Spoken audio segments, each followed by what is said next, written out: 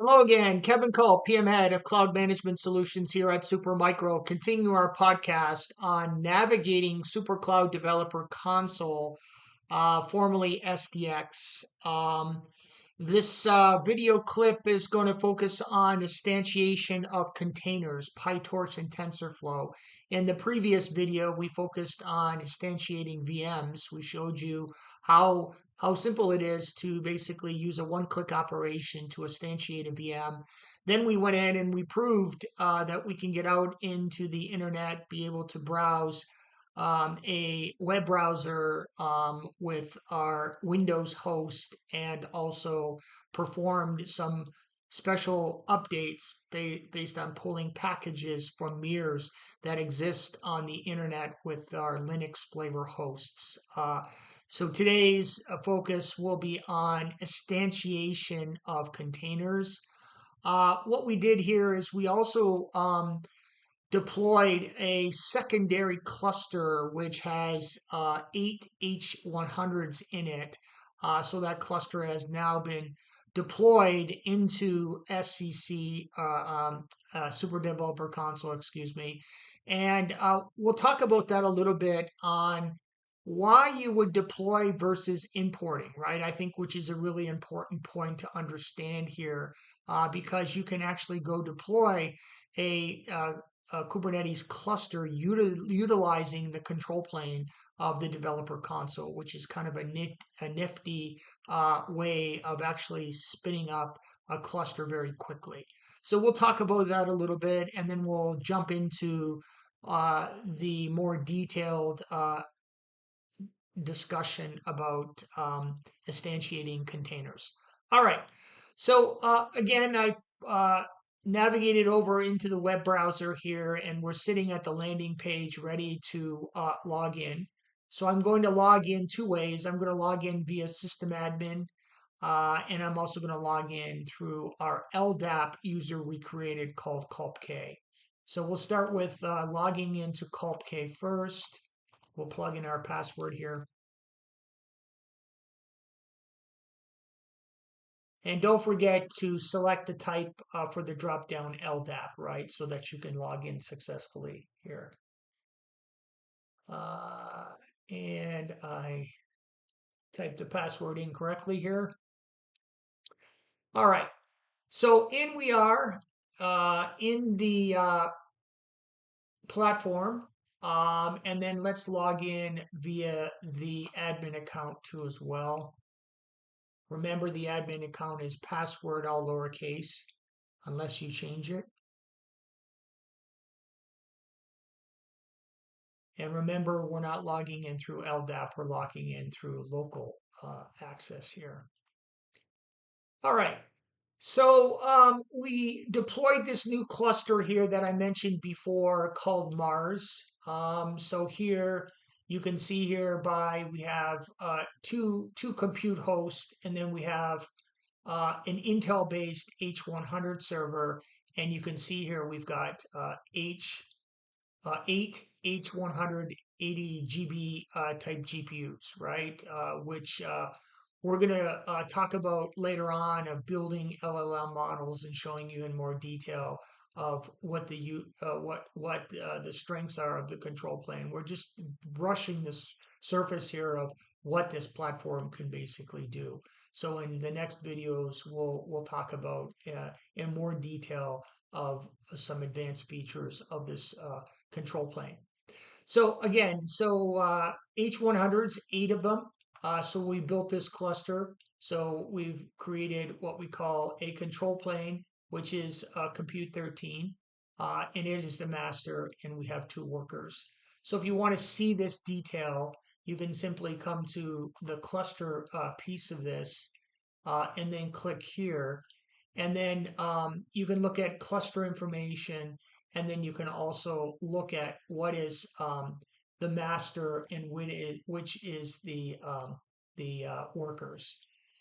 And don't forget, you've got to turn on cluster services associated with this platform, right? So just because you created cluster services for this existing platform here, you have to obviously turn on cluster services for the new cluster that you've actually deployed. And then you have to build out new flavors and new quotas associated with that platform, right? So it's not a one standardized, you put the quotas, you put the cluster services in, and then applies to all of the clusters within the control plane, right? So that's very important to really understand that, right?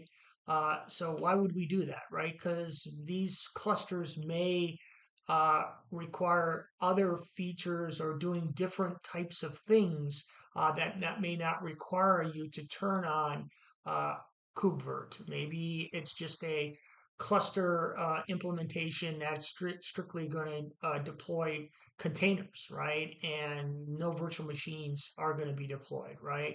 So this is how you're building out your cloud services on SLAs and what is workloads are going to be running on which particular clusters is going to be very important to get a handle on that. All right. So what I want to also mention here is that when you turn on this option called KubeShare, which again I talked about in the previous video, is that is the ability to do virtual GPUs or be able to do GPU slicing, right? And Ubuntu 22.04 has problems with that based on the fact is that its libraries are having problems utilizing KubeShare. So we're moving to a new platform called Hami or Hemi, however you want to pronounce that, which will be developed in the next particular sprint build and will bring in functionality and capability for sharing of virtual GPUs with the direction we're moving. And right now, the developers are investigating how we can build in the various libraries and functions for MI 300 series AMD GPUs, right? Which is sort of the implementation they're using over there. It's sort of similar to what CUDA is, but CUDA has a lot more functionality, obviously, on NVIDIA. So AMD is catching up on this, right? So we're looking at being able to build a platform here that is gives customer choice, right? They want to go deploy an NVIDIA GPU, go deploy it. If they want to deploy an AMD, go deploy it. If they want to deploy a Habana system, go deploy it, right? So we at Supermicro want to give customer choice in which particular platforms they want to deploy. So we're completely agnostic to semiconductors. All right. So let's talk about this idea of differences of why you would deploy versus importing, right? And it's very, very simple, right? So if I was to uh, import a particular existing cluster, it's already a cluster that's already been built, right? Maybe perhaps you want to import public cloud offerings for clusters, right? That are sitting on the public cloud that you want to import into your environment, right? And deploying clusters is what it basically is deploying. It's a 3-node environment where you decided to deploy a cluster. And remember, if you're deploying in large quantities for a master worker relationship, please always use the odd type of format, right? Or the odd node count, right? So 3, 5, 7, yeah, no even numbers, right? You want to basically do odd for the n+1 functionality within what Kubernetes provides. So it's very simple. You click on the deploy cluster here. You put in your cluster name. You use the root account, and then you get your SSH keys, which you're going to provide for the 3 nodes, right? You're going to basically put that in and plug it in here, and then you're going to plug in your Harbor CA, right?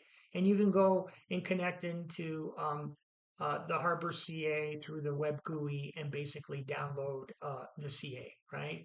And then you put in your masters and workers, and then you click on pre-check. And the pre-check will make sure that everything is reachable, functional, and it's doing what it needs to do for a pre-flight check. If you fail that, then you can't submit, right, to deploy a cluster. So there's checks and balances in place here when you essentially deploy. All right. Okay. So that is a little bit of the dig and the plug on the deploying cluster versus import cluster. And notice I'm in the admin account. And if I was to go to PyTorch and TensorFlow, there's no option here ready to be able to deploy, right? So again, VMs, instantiation, and container instantiation is not supported. We don't support it under the admin account, right? You have to go to a particular user that is part of a project in order to do so, right? All right. So all right, so we're over here on now the Culp K account here. You can see in the top right-hand corner here. And what we're doing today is we're going to be clicking on the container option for PyTorch. And you notice here that you're given a tab up here to say that you can instantiate a container. So we're going to click there on that option here. And then once it will come in, we're going to answer the questions of instantiating the PyTorch environment, right, to start your container.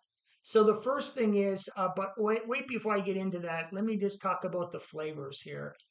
So we've created flavors, and we want to go back here to show you the flavors that we've created. And these flavors are different for a cluster, obviously, right? They want to be different. You want to be different, right? Different flavors for different types of use cases, right? For workloads, right? So you would define these appropriately, and notice the types are VM versus container, right? The difference would be a virtual machine that you're deploying or instantiating. You use that flavor, and then you use a flavor for container instantiation, right? For that usage, right? So we create these flavors per cluster, right? So just because you created a flavor in here in DC San Jose Compute doesn't mean that those flavors apply to your cluster that is for Mars, right? You have to go in and basically create those. So you create those flavors, which we've done ahead of time, and then we've plugged in some good flavors here of 1 GPU and 3 GPUs itself, right? And then you want to make sure that this cluster is part of a project too, right? If it's associated with a project. If it's not associated with the project, then you're not going to see the flavors appear here. You're not going to be able to see the ability for you to instantiate containers. So I'm going to click back into PyTorch again here. And it's very simple. Again, one click operation. Um, and we're going to put in our password here for the Jupyter Notebook. We're going to say next, and we're just going to take the defaults all the way through, come to the bottom, and then hit submit. It's that simple, right? And immediately it queues it up and starts the initialization of pulling the container image, right? So that's the PyTorch instantiation, right? So it's initializing, so it'll take some time to pull that particular image.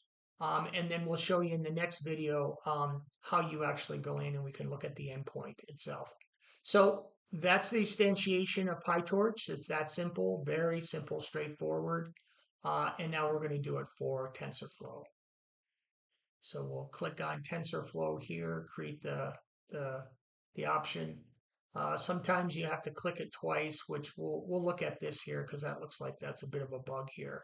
So we'll fix that in the next release.